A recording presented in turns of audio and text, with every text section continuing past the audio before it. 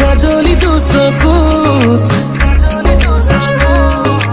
একাজলি মৰম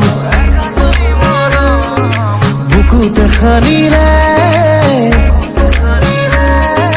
ভাল পোৱাৰে ৰং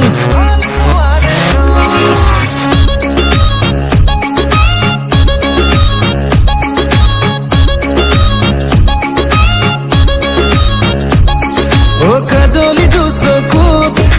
একাজলি মৰম বুকুতে খানিলে ভাল পোৱাৰে ৰং অচিনা অচিনা প্ৰণয়েৰে চঞ্চলনা চোন দেহে মনে